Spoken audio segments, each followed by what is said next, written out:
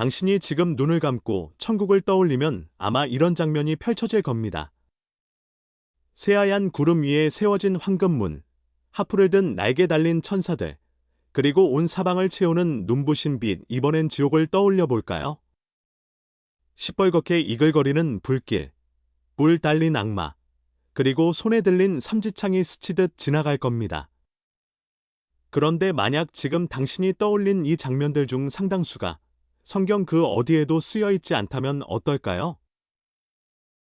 오늘 우리는 아주 조심스러운 여행을 함께 떠나려 합니다. 우리가 너무나 당연하게 믿어온 사후 세계의 이미지가 실제로 어디에서 왔는지 그 출처를 하나씩 되짚어보는 여행입니다. 미리 말씀드리지만 이 이야기는 누군가의 신앙을 흔들거나 무너뜨리기 위한 것이 결코 아닙니다. 오히려 우리가 그동안 무엇을 믿어왔는지를 더 또렷하게 바라보기 위한 시간입니다. 원문이 실제로 말하는 것과 우리의 상상이 채워넣은 것을 나란히 놓고 비교해보는 거죠. 우리는 천국과 지옥을 마치 오래전에 찍어둔 사진처럼 선명하게 떠올립니다. 색깔도 있고, 온도도 있고, 심지어 그곳에 사는 존재들의 표정까지도 그려낼 수 있죠. 하지만 잠깐 멈춰서 스스로에게 물어봐야 합니다. 그 선명함은 정말 성경 본문에서 온 것일까요? 어쩌면 그것은 수백 년에 걸쳐 그림과 시와 설교와 영화가 우리 머릿속에 아주 천천히 덧칠해온 결과일지도 모릅니다. 가만히 생각해보면 이것은 참 이상한 일입니다. 우리는 단 한 번도 직접 본 적 없는 장소를 이토록 구체적으로 상상하고 있습니다. 구름의 높이, 불꽃의 색깔, 천사의 날개 개수까지도 말이죠. 이렇게 세세한 그림은 대체 어디에서 흘러 들어온 것일까요? 이 영상은 그 상상 속에서 성경 원문이 실제로 말하는 것과 우리의 마음이 스스로 채워넣은 것을 조심스럽게 나누어 보려는 시도입니다. 그럼 가장 익숙한 첫 번째 통념부터 살펴보겠습니다. 바로 구름 위의 천국입니다. 아주 많은 사람들이 천국을 하늘 저 위 어딘가 구름과 빛으로 가득한 공중의 공간으로 떠올립니다. 사람이 죽으면 영혼이 몸을 벗어나 위로 올라가 그 빛나는 성 안으로 들어간다고 믿죠. 이 그림은 너무나 익숙해서 우리는 그것이 어디서 왔는지 한 번도 의심해 본 적이 없습니다. 그런데 성경, 특히 요한계시록의 마지막 장면을 조용히 펼쳐보면 전혀 다른 풍경이 펼쳐집니다. 거기서 사람들은 하늘로 올라가지 않습니다. 오히려 새 하늘과 새 땅이 위에서 아래로 내려옵니다. 방향이 우리 생각과 완전히 반대인 셈이죠. 인간이 지상을 버리고 천상으로 탈출하는 이야기가 아니라 하늘이 땅으로 내려와 무너진 세상을 다시 끌어안는 이야기에 가깝습니다. 요한계시록이 그리는 마지막 그림에서 새 예루살렘은 구름 위 어딘가에 떠 있는 도시가 아닙니다. 그것은 회복된 바로 이 땅 위에 세워지는 도시로 묘사됩니다. 눈물이 닦이고 죽음이 사라지고 깨어진 것이 다시 온전해지는 곳이죠. 그 풍경은 우리가 흔히 상상하는 창백한 구름밭보다 훨씬 더 땅에 발을 딛고 있습니다. 물이 흐르고 나무가 자라는 회복된 세계의 이미지입니다. 그렇다면 우리가 아는 천상의 낙원, 구름 위를 사뿐히 걷는 그 이미지는 대체 어디서 온 걸까요? 상당 부분은 후대의 예술과 민간의 상상이 강화한 그림입니다. 화가들은 하늘을 그리기 위해 자연스럽게 구름을 그렸고 시인들은 높은 곳을 동경하며 노래했습니다. 그렇게 위쪽을 향한 상상이 세대를 거치며 점점 단단하게 굳어졌습니다. 어느새 그 구름은 성경의 풍경처럼 느껴지게 된 거죠. 여기서 오해하지 말아야 할 것이 있습니다. 지금 우리는 옳고 그름을 재판하려는 것이 아닙니다. 다만 성경 본문이 말하는 회복된 땅의 이미지와 예술이 오랜 세월 덧그려 온 구름 위 천상의 이미지는 그 결이 서로 다르다는 점을 짚어보는 것입니다. 우리는 아주 오랫동안 그 둘을 하나로 겹쳐서 보아왔습니다. 그리고 그 겹쳐진 그림을 성경 그 자체라고 믿어왔던 것이죠. 이제 두 번째 통념으로 넘어가 보겠습니다. 지옥이라는 말을 들을 때 가장 먼저 떠오르는 것, 바로 영원히 타오르는 불의 호수입니다.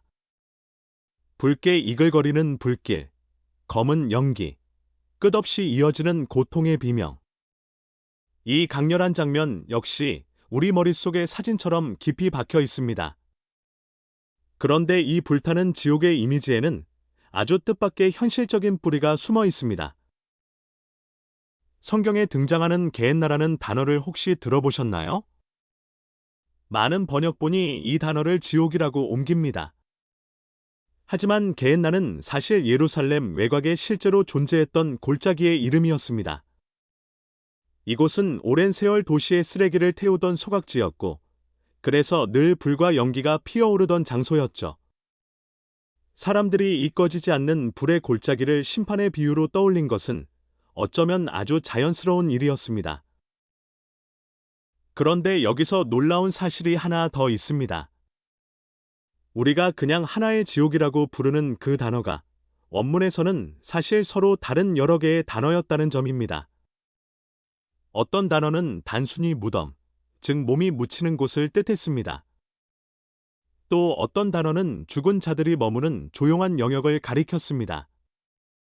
그리고 또 다른 단어는 최후의 심판이 이루어지는 장소를 뜻했죠. 이들은 서로 의미도 무게도 달랐습니다. 문제는 이 서로 다른 단어들이 여러 언어로 번역되고 다시 설교와 그림을 거치는 동안 하나의 강렬한 장면으로 압축되었다는 것입니다. 무덤도, 죽은 자의 고요한 영역도, 심판의 장소도 모두 불타는 지옥이라는 단 하나의 그림 속으로 빨려 들어갔습니다. 원문이 품고 있던 섬세한 구분은 그 뜨거운 불길 속에서 흐릿하게 녹아버렸죠. 여러 색이 뒤섞여 하나의 붉은색이 되어버린 셈입니다. 다시 한번 분명히 말씀드립니다. 이것은 지옥이 없다고 주장하는 이야기가 결코 아닙니다. 다만 우리가 상상하는 그 구체적인 불의 호수, 영원히 타오르는 형벌의 풍경이 성경 본문이 정밀한 묘사라기보다는 실제 지명과 번역의 역사가 겹쳐 만들어진 이미지에 더 가깝다는 사실을 짚는 것입니다. 원문은 우리가 흔히 생각하는 것보다 훨씬 절제되고 조심스러운 언어를 씁니다. 이제 세 번째 통념으로 가보겠습니다. 지옥을 다스린다고 여겨지는 존재, 바로 악마의 모습입니다. 우리가 흔히 떠올리는 악마는 대개 이런 모습이죠.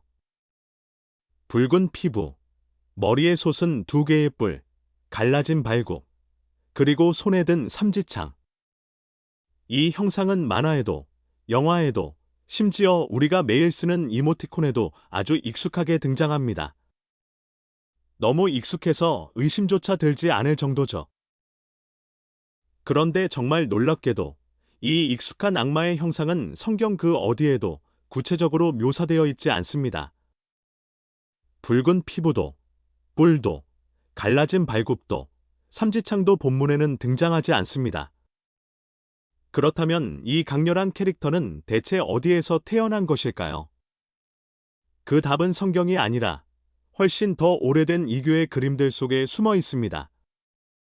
우리가 상상하지 못한 뜻밖의 출처죠. 고대 여러 문화에는 자연을 다스리는 신, 목축과 들판과 숲을 관장하는 신들이 있었습니다. 이들은 종종 머리에 뿔이 달리고 발굽을 가진 반인반수의 모습으로 그려졌습니다. 흥미로운 점은 원래 이 형상들이 악을 상징하는 것이 전혀 아니었다는 사실입니다. 그것들은 오히려 자연의 생명력과 풍요를 상징했습니다. 그런데 시대가 바뀌면서 그 모습이 완전히 다른 의미를 뒤집어 쓰게 됩니다. 중세로 접어들면서 화가들은 눈에 보이지 않는 악을 어떻게든 그림으로 보여줘야 했습니다. 보이지 않는 유혹과 죄를 사람들에게 설명하려면 하나의 뚜렷한 얼굴이 필요했죠. 바로 그때 예술가들은 옛 이교의 뿔 달린 자연신 이미지를 가져와 그 위에 악의 얼굴을 덧입혔습니다. 그렇게 붉은 피부와 뿔과 삼지창을 든 악마라는 캐릭터가 성경이 아니라 미술의 역사 속에서 서서히 완성되었습니다. 그런데 여기서 성경 본문은 오히려 정반대의 이야기를 들려줍니다. 성경 속 대적자는 흉측하고 무서운 괴물의 모습으로 나타나지 않습니다. 오히려 빛의 천사로 위장한다고 묘사됩니다. 다시 말해, 진짜로 위험한 유혹은 무섭게 생긴 것이 아니라 아름답고 그럴듯하게, 심지어 거룩해 보이는 모습으로 다가온다는 것이죠. 우리가 오랫동안 그려온 통념과는 그 결이 완전히 반대입니다. 이 대목은 곱씹어 볼수록 꽤 의미심장합니다. 우리는 악을 알아보기 쉽게 꿀과 불꽃으로 미리 표시해두고 싶어 합니다. 그래야 멀리서도 알아보고 피할 수 있으니까요. 하지만 원문이 경고하는 위험은 오히려 빛의 모습으로 다가옵니다. 우리가 스스로 만들어낸 그 무섭게 생긴 악마의 얼굴은 어쩌면 정말로 조심해야 할 것으로부터 우리의 시선을 슬며시 돌려놓았는지도 모릅니다. 그렇다면 여기서 큰 질문이 하나 떠오릅니다. 성경에 없는 이 모든 장면들이 대체 어떻게 성경의 진실처럼 굳어졌을까요? 그 답의 큰 부분은 신학이 아니라 문학과 예술 속에 있습니다. 특히 두 편의 위대한 작품이 성경이 남겨둔 여백에 놀랍도록 구체적인 지형과 등장인물을 채워 넣었습니다. 그리고 그 상상은 원문보다 훨씬 더 강렬하게 사람들의 마음에 새겨졌습니다. 그중 하나는 단테의 신곡입니다. 단테는 지옥을 무려 9개의 층으로 나누고 각 층마다 어떤 죄가 어떤 벌을 받는지를 마치 지도처럼 촘촘하게 그려냈습니다. 또 하나는 밀턴의 신라권입니다. 밀턴은 타락한 천사의 심리와 대사, 그리고 지옥의 궁전 풍경까지 마치 자기 눈으로 직접 본 것처럼 생생하게 묘사했습니다. 이 두 작품은 성경이 남긴 침묵의 여백을 상상력으로 가득 채웠습니다. 문제는 이 강렬한 상상이 너무나도 생생했다는 점입니다. 사람들은 시와 그림 속 장면을 성경 본문과 구분하지 못한 채 그대로 흡수했습니다. 9층으로 나뉜 지옥도, 뿔 달린 악마도, 구름 위의 천국도 모두 원래 성경에 그렇게 쓰여 있는 것이라 믿게 되었죠. 세대를 거치고 또 거치면서 예술이 만든 그림은 어느새 경전과 같은 자리에 조용히 앉아버렸습니다. 르네상스 시대의 회화는 여기에 눈부신 색과 형태를 더했습니다. 성당 천장 가득 그려진 천사들, 아래로 떨어지는 사람들, 저울에 달리는 영혼들. 이 그림들은 그를 읽지 못하는 사람들에게도 사후 세계를 눈으로 각인시켰습니다. 문자보다 강력한 것이 바로 이미지였던 것이죠. 그렇게 우리가 아는 천국과 지옥의 절반은 사실 신학이 아니라 예술사에 속하게 되었습니다. 이제 처음 던졌던 질문으로 천천히 돌아와 봅시다. 성경 원문이 그리는 사후 세계는 우리의 그 선명한 그림보다 훨씬 절제되어 있습니다. 그것은 온도와 색과 지형을 세세히 알려주기보다는 오히려 넓은 여백을 남겨둡니다. 그리고 그 여백은 결코 비어있는 결함이 아닙니다. 어쩌면 그것은 일부러 남겨진 침묵, 우리가 함부로 채워서는 안 될 존중의 공간일지도 모릅니다. 그렇다면 어쩌면 정말 중요한 것은 지옥의 온도나 천국의 고도가 아닐 것입니다. 오히려 그 텅 빈 여백 앞에서 우리가 무엇을 물어야 하는가일지도 모릅니다.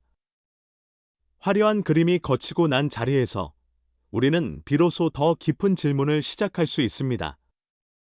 나는 지금 어떤 삶을 살고 있는가? 나는 무엇을 향해 걸어가고 있는가? 어쩌면 그 여백은 바로 이 질문을 위한 자리였는지도 모릅니다. 그래서 오늘 이 질문 하나를 조용히 당신에게 남겨두려 합니다. 당신이 그토록 오랫동안 믿어온 그 선명한 장면은 정말 성경의 것이었을까요? 아니면 누군가의 아름다운 상상이 오랜 세월을 거쳐 진실처럼 단단하게 굳어진 것이었을까요? 이런 원문 다시 읽기가 더 궁금하시다면 구독으로 다음 이야기를 함께 해주세요. 다음 영상에서는 또 다른 익숙한 통념을 오늘처럼 조심스럽게 하나씩 풀어보겠습니다.